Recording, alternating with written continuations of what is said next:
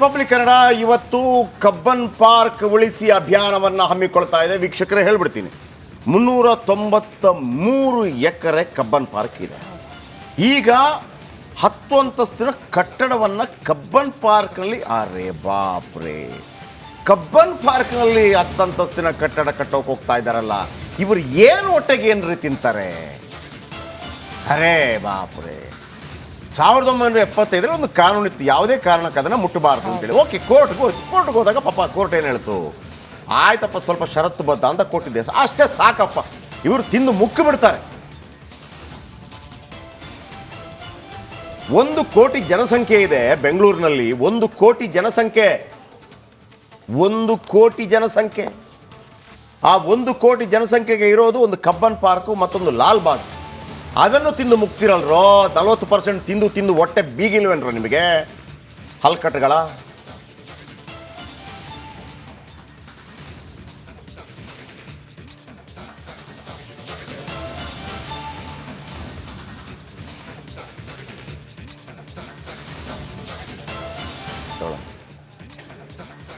ನೋಡಿ, silicon city ಅಂತಹ concrete ಕಾಡಿನಲ್ಲಿ ಸ್ವಚ್ಛಂದವಾಗಿ ಕಾಣುವ ಕಬ್ಬನ್ ಪಾರ್ಕ್ ಅನ್ನ ಈಗ ಸಿಲಿಕಾನ್ ಸಿಟಿ ಜನರಿಗೆ ಎಲ್ಲಿಲ್ಲದ ಪ್ರೀತಿ ಅದನ್ನ ಕಂಡ್ರೆ, ಆದ್ರೆ ಆ ಕಬ್ಬನ್ ಪಾರ್ಕ್ ಅಲ್ಲೇ 10 ಅಂತಸ್ತಿನ ಕಟ್ಟಡ ಕಟ್ಟೋದಕ್ಕೆ ಇಲಾಖೆ ಎಲ್ಲಾ ರೀತಿಯ ತಯಾರಿ ಮಾಡ್ಕೊಳ್ತಾ ಇದೆ. ಇದಕ್ಕೆ ತೀವ್ರ ವಿರೋಧ ವ್ಯಕ್ತಪಡಿಸ್ತಾ ಇದೆ. ಆ ಕಾರಣಕ್ಕೆ ರಿಪಬ್ಲಿಕ್ ಕನ್ನಡ ದೊಡ್ಡ ಮಟ್ಟದ ಅಭಿಯಾನ ಆರಂಭ ಮಾಡಿರೋದು.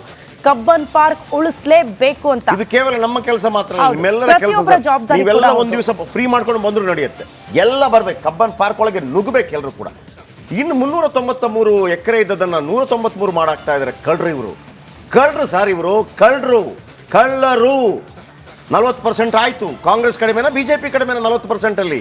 ಈಗ ಹುಡುಕ್ತಾ ಇದ್ದಾರೆ ಎಲ್ಲಿ ಸಿಗತ್ತೆ ಅಂತೇಳಿ. ನಾನು ಹೇಳ್ತೀನಿ, ನಾಳೆ ಇವರು ಮನುಷ್ಯರನ್ನ ಏನು ರೂಮ್ ಒಳಗೆ ಹಾಕ್ಬಿಟ್ಟು ಕಿಡ್ನಿ ಲಿವರ್ ಕದ್ದುಬಿಟ್ಟು ಮಾಡ್ತಾರೆ ಅಂತ ಕಳ್ರಿ ಇವರು. ಕೇವಲ ವಾಕರ್ಸ್ ಅಸೋಸಿಯೇಷನ್ ಜವಾಬ್ದಾರಿ ಅಲ್ಲ ಸರ್. ನೀವು ವಾಕ್ ಮಾಡಿದ್ರೆ ಮಾತ್ರ ಅಲ್ಲ ನಿಮಗೆ ಶುದ್ಧ ಗಾಳಿ ಬರ್ತಾ ಇರುವಂಥದ್ದು.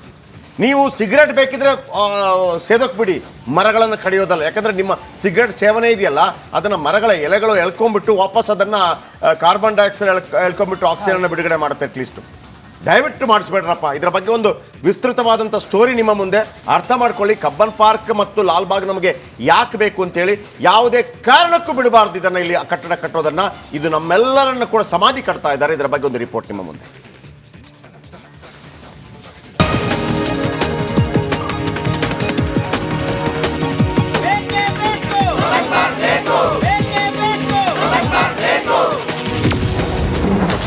ಕಬ್ಬನ್ ಪಾರ್ಕ್ನಲ್ಲಿ ತಲೆ ಎತ್ತಲಿದ್ದ 10 ಅಂತಸ್ತಿನ ಕಟ್ಟಡ ನಿರ್ಮಿಸದಂತೆ ವಾಕರ್ಸ್ ಅಸೋಸಿಯೇಷನ್ ವಿರೋಧ.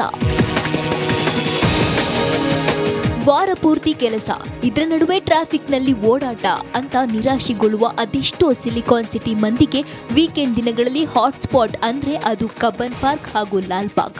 ನಗರದ ಹೃದಯ ಭಾಗದಲ್ಲಿರುವ ಲಾಲ್ ಬಾಗ್ ಬಳಿಕ ಅತ್ಯುನ್ನತ ಉದ್ಯಾನವನ ಅಂದ್ರೆ ಅದು ಕಬ್ಬನ್ ಪಾರ್ಕ್. ಈಗ ಈ ಪಾರ್ಕ್ನ ಸೌಂದರ್ಯಕ್ಕೆ ಕುತ್ತು ತರುವಂತಹ ಕೆಲಸ ಆಗ್ತಿದೆ ಅಂತ ಹಸಿರು ಉತ್ಸಾಹಿಗಳು ರೊಚ್ಚಿಗೆದ್ದಿದ್ದಾರೆ.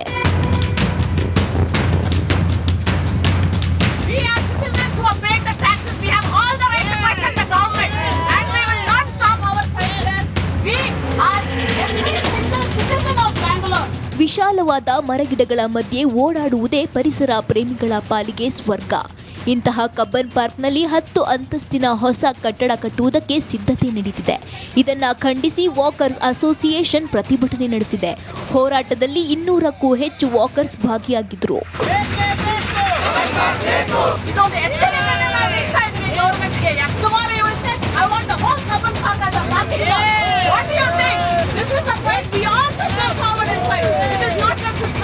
ಕಟ್ಟಡ ನಿರ್ಮಾಣದ ವೇಳೆ ಸಾಕಷ್ಟು ವಾಹನಗಳು ಪಾರ್ಕ್ಗಳಿಗೆ ಎಂಟ್ರಿ ಆಗ್ತವೆ.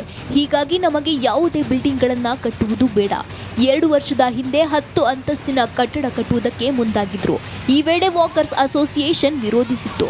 ಈ ಹಿಂದೆ 323 ಎಕರೆ ವ್ಯಾಪ್ತಿಯ ಕಬ್ಬನ್ ಪಾರ್ಕ್ ಇತ್ತು. ಆದರೆ ಕಟ್ಟಡಗಳನ್ನ ಕಟ್ಟಿ ಸದ್ಯ 196 ಎಕರೆ ವಿಸ್ತೀರ್ಣವನ್ನ ಒಳಗೊಂಡಿದೆ.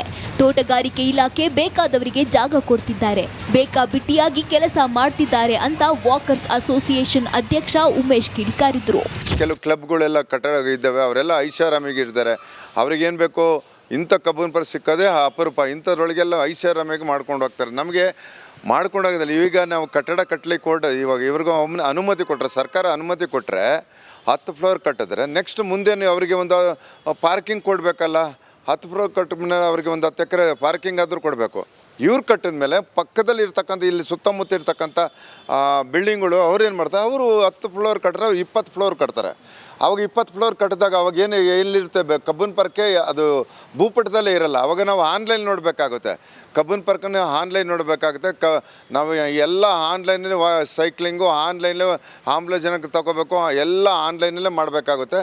ಕಬ್ಬನ್ ಪಾರ್ಕ್ ನಿರ್ನಾಮ ಮಾಡೋಕ್ಕೆ ನಮ್ಮ ತೋಟಗಾರಿಕೆ ಇಲಾಖೆಯಲ್ಲಿ ಕೆಳ ಅಂತ ಅಧಿಕಾರಿಗಳಿದ್ದಾರೆ. ಒಟ್ನಲ್ಲಿ ಕಬ್ಬನ್ ಪಾರ್ಕ್ನಲ್ಲಿ ಸದ್ಯ ಸ್ವಚ್ಛಂದ ಗಾಳಿಯ ವಾತಾವರಣವಿದೆ.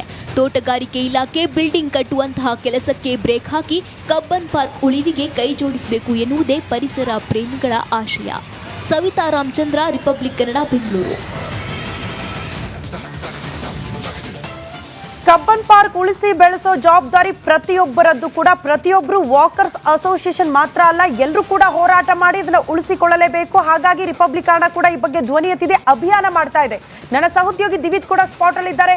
ದಿವಿತ್, ರಿಪಬ್ಲಿಕ್ ಕನ್ನಡ ಮೂಲಕ ಕಬ್ಬನ್ ಪಾರ್ಕ್ ನ ಸೌಂದರ್ಯ, ಅಲ್ಲಿನ ವಾತಾವರಣದ ಬಗ್ಗೆ ಎಕ್ಸ್ಪ್ಲೇನ್ ಮಾಡಬಹುದಾ? ಹೌದು ಶ್ರುತಿ, ಗಮನಿಸ್ತಾ ಇದ್ದೀರಿ, ಸರ್ಕಾರ ಹಸಿರೇ ಉಸಿರು ಅಂತ ಹೇಳಿಕೆಗಳನ್ನು ಕೊಡೋದು, ವಾಗ್ದಾನಗಳನ್ನು ಕೊಡೋದು, ಮರಗಳನ್ನು ಬೆಳೆಸಿ ಅಂತ ಹೇಳೋದು. ಆದರೆ ಇವರಿವರ ಸ್ವಾರ್ಥಕ್ಕೋಸ್ಕರ ಒಳ್ಳೊಳ್ಳೆ ಮರಗಳನ್ನು, ಹಳೆಯ ಕಾಲದ ಮರಗಳನ್ನು ಕತ್ತರಿಸಿ ಅಭಿವೃದ್ಧಿ ಮಾಡೋದು. 1975ರಲ್ಲಿ ಉದ್ಯಾನವನ್ನು ಉಳಿಸುವಂಥ ಕಾಯ್ದೆ ಜಾರಿ ಆಯಿತು. ಯಾವುದೇ ರೀತಿ ಮರಗಳನ್ನು ತೆಗೆಯೋ ಹಾಗಿಲ್ಲ, ಆ ರೀತಿ ಇತ್ತು. ಆದರೆ 2019ರಲ್ಲಿ ಓಕೆ, ನೀವು ಪಾರ್ಕನ್ನು ಅಭಿವೃದ್ಧಿ ಮಾಡ್ತೀರಾ ಮಾಡಿ, ಆದರೆ ಷರತ್ತುಬದ್ಧವಾಗಿ ಯಾವುದೇ ಮರಗಳನ್ನು ಕತ್ತರಿಸದಂತೆ, ಮರಗಳನ್ನು ತೆಗೆಯದಂತೆ ನೀವು ಪಾರ್ಕ್ನ ಅಭಿವೃದ್ಧಿ ಮಾಡಿ ಅನ್ನುವಂಥ ಹೇಳಿಕೆಯನ್ನು, ಅಂದರೆ ಆ ಒಂದು ಆದೇಶವನ್ನು ಹೈಕೋರ್ಟ್ ಹೊರಡಿಸಿತ್ತು. ನೀವು ಗಮನಿಸ್ತಾ ಇದ್ದೀರಿ ಎಂತೆಂಥ ಮರಗಳಿದೆ. ಇಲ್ಲೆಲ್ಲರೂ ಕೂಡ ಬೆಂಗಳೂರು ಜನತೆ ಯಾವ ರೀತಿ ವಾಕ್ ಮಾಡ್ತಾರೆ. ಆಮೇಲೆ ಒಂದು ರೀತಿ ನಿಮ್ಗೆ ನೋಡಿ, ನಿಮಗೆ ಬೆಂಗಳೂರು ಅಂತಂದರೆ ಶಾಂತಿ ಎಲ್ಲಪ್ಪ ಸಿಗುತ್ತೆ ನಿಮಗೆ. ಒಂದು ರೀತಿಯಲ್ಲಿ ನಾವು ನೆಮ್ಮದಿ ವಾತಾವರಣ ಎಲ್ಲಿ ಸಿಗುತ್ತೆ ಅಂತಂದರೆ ನಿಮಗೆ ಅದು ಕಬ್ಬನ್ ಪಾರ್ಕ್ ಮತ್ತು ಲಾಲ್ಬಾಗ್ ಅಂತಲೇ ಹೇಳ್ಬೋದು. ಅಂಥ ಸ್ಥಳದಲ್ಲಿ, ಅಂಥ ಜಾಗದಲ್ಲಿ ಇವರು 10 ಅಂತಸ್ತಿನ ಕಟ್ಟಡವನ್ನು ಕಟ್ಟೋದಕ್ಕಾಗಿ ಮರಗಳನ್ನು ತೆಗೆಯೋದಕ್ಕೆ ಮುಂದಾಗ್ತಾರೆ ಅಂತಂದರೆ ಇದರಲ್ಲಿ ಇನ್ಯಾವ ಅರ್ಥ ಸಿಗ್ತಾ ಇದೆ ಮತ್ತು ಯಾವ ಸಂದೇಶ ಇಲ್ಲಿ ರವಾನೆ ಆಗ್ತಾ ಇದೆ ಅಂತೇಳಿ. ಆಮೇಲೆ ಈಗಾಗಲೇ ನೀವು ಗಮನಿಸಿರ್ಬೋದು, ಕಬ್ಬನ್ ಪಾರ್ಕ್ ಆಗಿರ್ಬೋದು ಒತ್ತುವರಿ ಆಗಿದೆ ಕೆಲವು ಕಡೆ ಎಲ್ಲ. ಕೆಲವರು ತಮ್ಮ ಸ್ವಾರ್ಥಕ್ಕೋಸ್ಕರ ಏನು 391 ಎಕರೆ ಇದ್ದಂಥ ಕಬ್ಬನ್ ಪಾರ್ಕನ್ನು ಒತ್ತುವರಿ ಮಾಡಿಕೊಂಡಿದ್ದಾರೆ. ಜೊತೆಗೆ ಥ್ಯಾಂಕ್ ಯು. ಇದು ನಿರಂತರವಾಗಿ ನಡೀತದೆ. ವೀಕ್ಷಕರು ಹೇಳ್ತೀನಿ, ಈಗ ವಾಕರ್ಸ್ ಅಸೋಸಿಯೇಷನ್ ಅವರ ಕೆಲಸ ಮಾತ್ರ ಅಲ್ಲ, ಪ್ರತಿಯೊಬ್ಬರು ದಯವಿಟ್ಟು ನೀವು ಬೇಕಿದ್ರೆ ರಿಪಬ್ಲಿಕ್ ಕನ್ನಡ ಆಫೀಸ್ ಹತ್ರಕ್ಕೆ ಬನ್ನಿ. ರಿಪಬ್ಲಿಕ್ ಕನ್ನಡ ಆಫೀಸ್ ಹತ್ರಕ್ಕೆ ಬನ್ನಿ. ದೊಡ್ಡ ಪ್ರೊಟೆಸ್ಟ್ ಆಗಲಿ, ಮುಖ್ಯಮಂತ್ರಿಗಳಾದಿಯಾಗಿ ಎಲ್ಲರ ಗಮನವನ್ನು ಸೆಳೆಯೋಣ. ನಾನು ಒಂದು ಹೇಳೋದಕ್ಕೆ ಇಷ್ಟಪಡ್ತೀನಿ ಶ್ರುತಿ, ಇವರೆಲ್ಲ ಇಷ್ಟು ಅಧಿಕ ಪ್ರಸಂಗಗಳು ಮಾಡೋದಿದ್ರೆ ಅವತ್ತು ಸ್ಟೀಲ್ ಬ್ರಿಡ್ಜ್ ಇತ್ತಲ್ಲ, ಮಾಡ್ಬೋದಿತ್ತಲ್ಲ. ಆ ಮರಗಳಿಗೆ ಬೇಕಾಗಿ ಯಾಕೆ ಸ್ಟೀಲ್ ಬ್ರಿಡ್ಜ್ ಅನ್ನು ನಿಲ್ಲಿಸಿದ್ರು, ಎಷ್ಟು ಪ್ರಾಬ್ಲಮ್ ಆಗ್ತಿದೆ ಗೊತ್ತಾ? ಇದಕ್ಕಿಂತ ಸ್ಟೀಲ್ ಬ್ರಿಡ್ಜ್ ಆಗ್ಬೋದು ನೀವು 10 ಅಂತಸ್ತಿನ ಕಟ್ಟಡ ಕಟ್ಟೋದಕ್ಕಿಂತ. ಆಮೇಲೆ ನಿಮ್ಗೆ ಗೊತ್ತಿದೆಯಲ್ಲ ಗೊತ್ತಿಲ್ಲ, ರಾಜಭವನದ ಮುಂಭಾಗದಲ್ಲಿ ಒಂದು ಎತ್ತರದ ಕಟ್ಟಡ ನೀವು ನೋಡಿದ್ದೀರಾ? ಅದನ್ನು ನಿಲ್ಲಿಸಿದ್ದಾರೆ.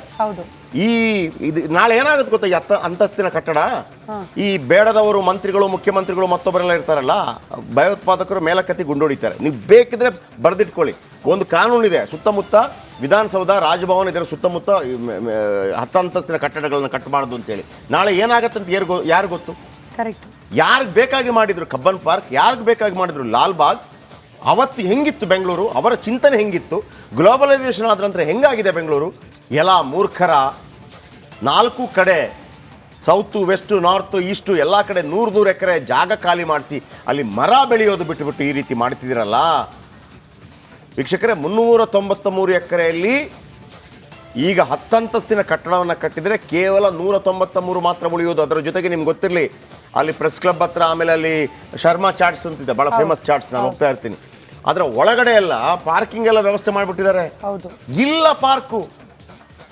ದಯವಿಟ್ಟು ಮುಖ್ಯಮಂತ್ರಿಗಳು, ಆಮೇಲೆ ಗ್ರೇಟರ್ ಬೆಂಗಳೂರಿನ ಕನಸು ಕಾಣ್ತಾ ಇರುವಂಥ DK ಶಿವಕುಮಾರ್ ಅವರು, ಆಮೇಲೆ ತೋಟಗಾರಿಕೆ ಇಲಾಖೆಗೆ ಸಂಬಂಧಪಟ್ಟವರು ಯಾರ್ಯಾರೆಲ್ಲ ಇದ್ದಾರೆ, ದಯವಿಟ್ಟು ಇದರಿಂದ ಹಿಂದೆ ಸರಿಯಪ್ಪ. ಆಮೇಲೆ ದೊಡ್ಡ ಕಾನೂನು ಮಾಡಿ, ಕೋರ್ಟೇ ಇದಕ್ಕೆ ಮಧ್ಯಪ್ರವೇಶ ಮಾಡಿದ್ರು ಪರವಾಗಿಲ್ಲ. 2019ರಲ್ಲಿ ಹೈಕೋರ್ಟ್ ಏನು ಹೇಳಿತ್ತು, ಸ್ವಲ್ಪ ಬದಲಾವಣೆಗಳನ್ನು ಮಾಡಿ ಅಂತೇಳಿ, ದಯವಿಟ್ಟು ಚೇಂಜ್ ಮಾಡ್ಕೊಳ್ಳಿ.